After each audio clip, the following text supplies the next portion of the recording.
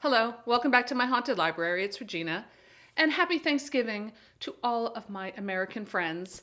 Of course, this Thanksgiving, because of COVID, we are doing things a little bit differently.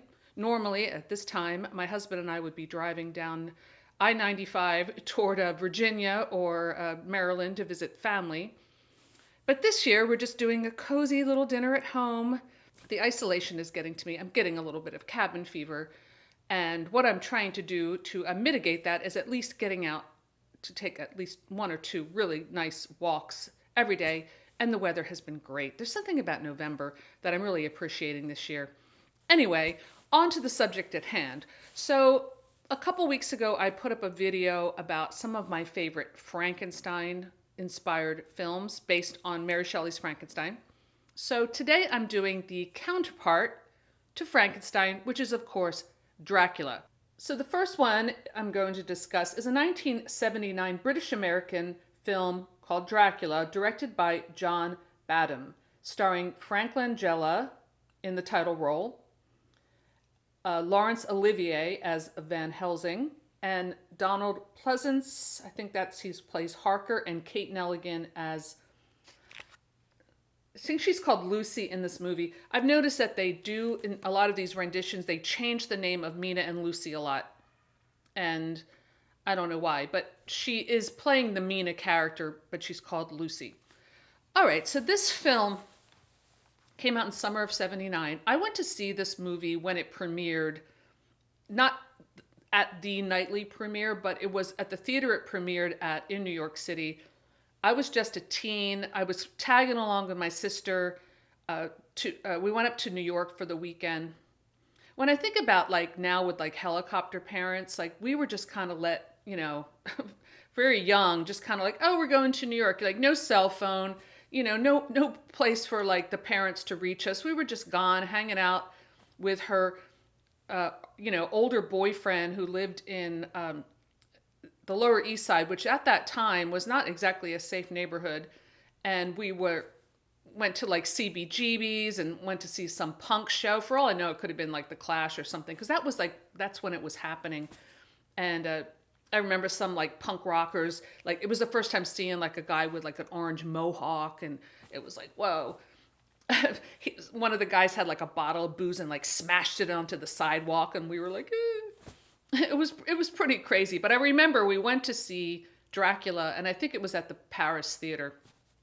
And they were selling, I guess they still do this on some movies, but they were selling movie programs. I have a couple programs for movies, like I have the Alien program, which came out, the same year as this movie.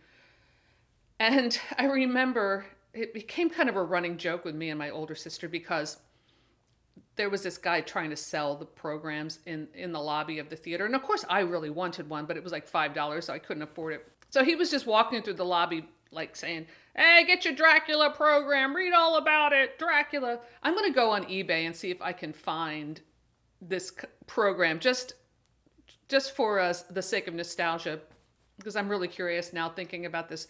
But there was one moment where this guy came flying up the escalator and he said, Drac facts. And my sister and I just died laughing, and that became like a running joke. So anyway, I digress, but every time I think about this movie, I think about Drac facts. Anyway, if you have any Drac facts about this program, please put it in the comments below. All right, so this was based on a Broadway play by the same title, starring Frank Langella, that was a big hit on Broadway. And Edward Gorey designed the costumes and the set. So even when I was watching this film, even though I didn't see where Edward Gorey was credited, you see a lot of Goreyisms in this movie. For one thing, it's set later than the Victorian era. It's like more like Edwardian. The women are wearing hobble skirts, and they have motor cars, and the goggles and the duster, which is straight out of Edward Gorey. So in this film, Dracula is not a beast at all. He is a suave, handsome, smoldering eyes seducer. And I love his dry look, his 70s dry look with a little bit of a peak in front. I noticed that. It's really fun. I love Frank Langella. I read his autobiography. I forget what it's called, but he's quite the Lothario in life too, or at least he was. And one of my favorite films is when one of my favorite roles of his is when he's older and he plays Balkan in The Ninth Gate, which I'm going to do a separate video about that film. I've been thinking about that film a lot. Anyway, he's very sexy in this movie. This begins right after at the wreck of the Demeter, and Harker had not gone to Transylvania. It's almost just like the ship just wrecks there. Mina, who's really the Lucy character, finds him washed up on the shore, and she rescues him, and he bites her, of course, and then she becomes his first victim. She, in this film, is Van Helsing's daughter. So Van Helsing comes, and that is played by the incredible Laurence Olivier. Olivier, of course, is an incredible actor. He brings a great quality to the Van Helsing role. Plays it very close to the vest. You know, a little bit of that humor that you see in the book. Like listening to the book this time, it's very funny. It's very funny. Van Helsing has some really funny stuff. The Lucy character, who's the Mina character from the book, played by Kate Nelligan, is not your sweet young virgin like she is in the book, or well, until she marries Harker. But you know, you get my drift. In this movie, she is older. I mean, not like old, but she's more mature. She's like a new woman. She's driving her own buggy, and she's independent. And she kind of puts Harker, completely in the dirt, and she just runs after Dracula kind of shamelessly. And there's this, now I remember seeing this in the movie theater, this giant screen, and they're making love in silhouette, and there's like all this red color, and it's like blood red and sensuous and passionate, and thinking, that's what lovemaking is all about. Yeah. Anyway, I found myself really getting pulled into this film. Some people might find it a little corny or campy.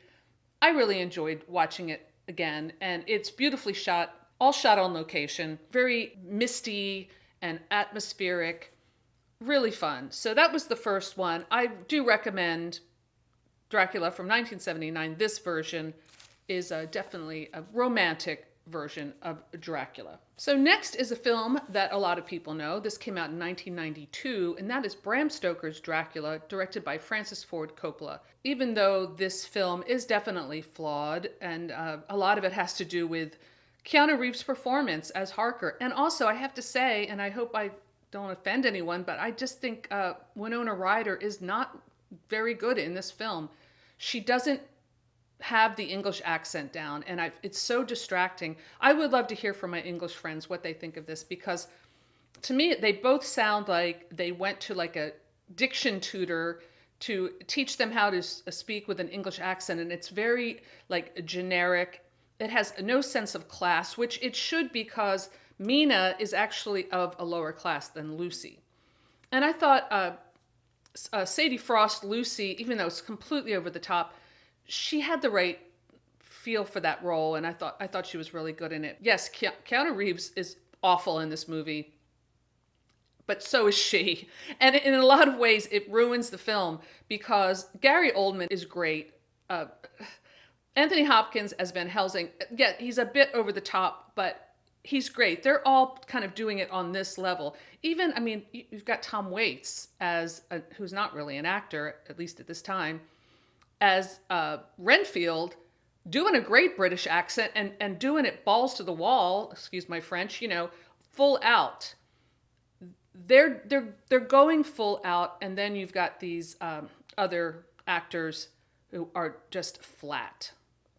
Completely flat, and like you don't feel it. I do love the angle with, I love the beginning. The whole Vlad the Impaler thing they bring in, I think it was a great idea. Richard E. Grant as Jack Stewart is great. I love how he's always, shooting morphine. All of that's in the book. All the stuff about the drug abuse, if you want to call it that, the laudanum, the morphine, the brain fevers, the three suitors all donating their blood in the blood transfusion. Now that's assuming they all had her blood type, which they don't really go into it, but maybe they didn't understand about blood type at that time. I'm not really sure. But the venereal illusions and the idea of, all three men have in the book, Van Helsing has like this whole speech about, kind of like implying that, she's had all of them because she's had their blood or had their way with her. It's all in the book. And Coppola chose a lot of those themes in the book and stuff that you never see in other movies, like the character of Quincy. Like I was watching Bram Stoker's Dracula with my husband, and he hadn't read the book, and he's like, is there a cowboy in the book? I'm like, yeah, there's a cowboy. He's from Texas. And there's this whole part about that. So the film definitely captures a lot in the book. The whole section of Dracula's castle, which is a large part of the book in the beginning, is dealt with in the movie. I think very well done. The women vampires, which a friend of mine, I remember, went to see that movie with him, told me that was like his fantasy, to have these like beautiful women like rise out of the bed.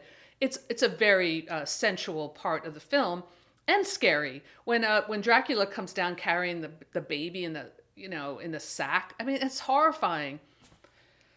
And Keanu Reeves is just sort of, he does do a pretty good scream in that one scene, but that's it. And then the rest, he's just like, I think he's trying to do like, he's trying not to act too much, but by not acting at all. I don't know. It's really, it's not good. Like I said, I don't want to harp on it, but it's disappointing. I was reading on Wikipedia where Coppola said they cast him because they wanted like a matinee idol type. I think they could have, Rob Lowe would have been better, Charlie Sheen, anybody would have been better from that time. A cute British actor, oh my God, can you imagine if like Kenneth Branagh, young Kenneth Branagh was in that role? So having young actors in those roles was a good idea. They were just the wrong actors. Gary Oldman is amazing. I think he really did a full tilt, all out performance on that, and it really shows. It's great. The costumes by Aiko Ishioka she was a genius. It has many great things going for it. So even though, again, it's not a perfect film, I'll watch it every time it's on TV. I just watched it recently. Maybe eventually Keanu Reeves and Winona Ryder will grow on me, but I don't think so. So the last film I picked is a film that also came out in 1979. It's interesting. You think about the Frank Langella film came out in the same year as this other film, and they're so different. And that is Nosferatu the Vampire by the German director Werner Herzog. Klaus Kinski, who was a frequent collaborator with Herzog, stars as the vampire. If you know the history of Herzog and Kinski, it's very interesting. There's a wonderful documentary by Herzog called My Best Fiend. I highly recommend it, especially if you're interested in filmmaking and just the process, the creative process. It's quite interesting. So this is definitely an homage to the silent film called Nosferatu by Fw Mornell, which is a classic. So Kinski looks like that. And in the book, he is kind of described like, he's not a handsome guy. He doesn't have the Frank Langella dry look in the book at all. He's got the teeth in the front.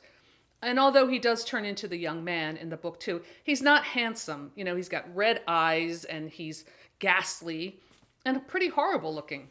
It's definitely a European film, so meaning that the shots are very long and it's very atmospheric. Going from Winona Ryder to Isabelle Adjani, it just kind of shows you like two completely different versions of the Mina character, and you can guess which one I prefer.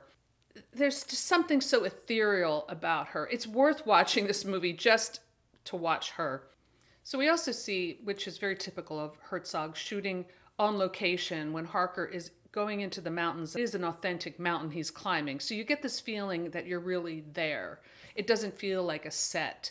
I really like the Harker, Bruno Ganz in this, and the actor playing Renfield. Renfield is a repulsive character no matter how you slice it. And this Renfield really got under my skin. I really like Tom Waits too. This one is equally good. When the the Demeter returns in like the canal of this town. So there isn't a shipwreck. It just kind of moves through the canal. All of these rats pour off, and there are so many rats in this movie. The rats bring the plague to the town, and there's this very creepy scene where even though everyone's in town is dying, there's like the last, danse macabre where people are dining, they're having their last supper and dancing and having fun before they know they're going to die. It's very dark. And being like a German or any kind of European film from that time, it does not have a happy ending, even though Mina, or is she Lucy in this film? She might be called Lucy in this film too, sacrifices herself to kill Dracula in a very sexual scene, I have to say. It doesn't work because Harker manages to escape as the Dracula, the new Dracula, or the new vampire. Most films, they would cut to a close-up or change the angle, but he holds that shot and you just really kind of squirm the whole time. It's very powerful. Great film. So of the three, I think I don't really have a favorite. I like them all for different reasons. But this time watching them, I probably had the most visceral reaction in a good way of fear to the Herzog film. But that's just kind of, my personal preference. At this stage, I did really like them all. So those are the three Dracula films I recommend. Let me know in the comments below if you have any films that you would like to recommend or any pertinent Drac facts you'd like to share. I would love to hear your thoughts. So that's all I have for today. Thanks for stopping by my haunted library, and I'll see you soon. Bye.